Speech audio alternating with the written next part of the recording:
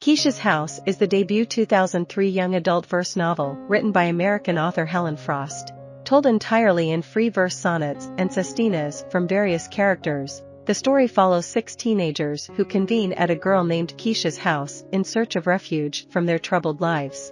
Chapters alternate between the first-person perspectives of each character, with only 2 segments of the book told from the view of adults. As the teens meet up and start to share their personal hardships with one another, a therapeutic bond is formed among many of them, which allows for hope, help, and ultimately, healing. Keesha's House has been called impressive by Kirkus Reviews, spare, elegant, and eloquently concise by Voya, and personal, poetic, and immediate by Booklist. The novel also won several awards, including the 2004 Bank Street Best Children's Book of the Year, the 2004 Prince Honor Award, and the 2005 YALS's Selected Videos, DVDs, and audiobooks for young adults.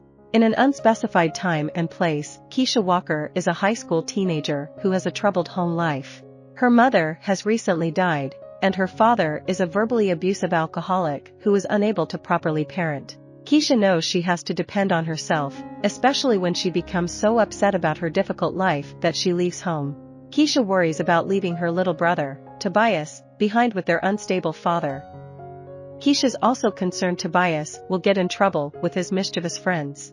Once she leaves her house, Keesha finds safe haven in a house nearby owned by a man named Joe, who kindly allows troubled children to stay at his house free of rent or official sanction.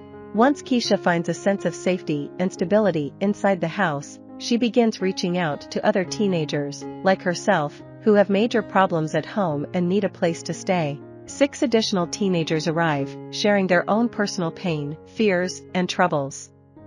As time goes on, each teen finds a sense of hopeful healing inside Keesha's house. The first teens to accept Keesha's invitation are Jason and Steffi, an underage couple dealing with teen pregnancy. Steffi's a bright 16-year-old girl who is terrified of how her mother will react if and when she finds out she's pregnant. She's also worried about her classmates discovering the pregnancy and spreading the word around. Steffi is also concerned that her boyfriend Jason will decide to leave her and raise their baby on his own. However, all Jason can think about is how the pregnancy will negatively affect his potential basketball career. Jason expresses his ambivalence over whether to pursue his personal dreams or parental responsibilities.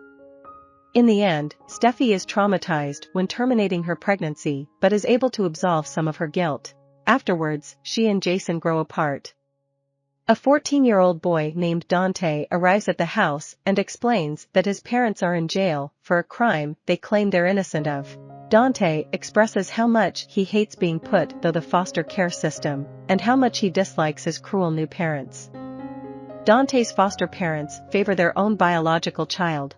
They also deny Dante food, disallow him a house key, and lock him out of the house when he fails to show up for curfew on time. Dante decides that he's better off on his own and runs away from home. While at Keesha's, Joe helps Dante reach one of his former foster families. A girl named Carmen comes to the house and tries to help Dante, which leads to her second underage DUI arrest and a stay at a juvenile detention center. Carmen has a history of drug and alcohol abuse and run-ins with the law, which stem from her mother leaving her behind as a child. While held in detention, Carmen pines for her grandmother, who raised Carmen and wants her to clean up her life and make better choices moving forward. Through her time at Keesha's, Carmen is willing to be given a second chance and makes changes for the better. Another boy, Harris, arrives at the house. Harris explains that he is gay, for which he is bullied at school. He recalls finding a threatening note in his locker, as well as being shoved in the cafeteria. Harris works up the courage to confess his homosexuality to his father. When he does so, Harris is disowned by his father immediately. Harris is disappointed that his mother fails to stick up for him. Harris begins living in his parents' car, for which they give him the spare key. Harris tries to find a job for food and finds comfort while staying in the attic of Keesha's house. Harris shares his troubled home life with Katie, the last teen to join the household. Katie cannot understand why her mother chooses to stay with her abusive new husband. Katie's stepfather tries to sexually molest her in bed at night. When Katie gives her mother an ultimatum, her mother tells Katie that she just needs to get to know her stepfather better. Katie moves into the basement so that she can lock the door. Katie also works 40 hours a week so she can provide for herself. As her home life worsens, so do her grades in school. Katie won't return home unless her mom leaves her stepfather. As all 7 teens come together to share their stories and reconcile their personal wounds, a healing process begins. However, at the end of the novel, good feelings are shattered when the kids read a newspaper headline declaring the death of 14-year-old Tobias Walker. Following Keesha's departure from home, Tobias fell into the wrong crowd, just as Keesha worried he might.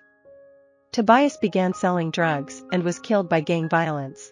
Following the news, all of the teens that Keesha invited into the house give her a loving and supportive embrace.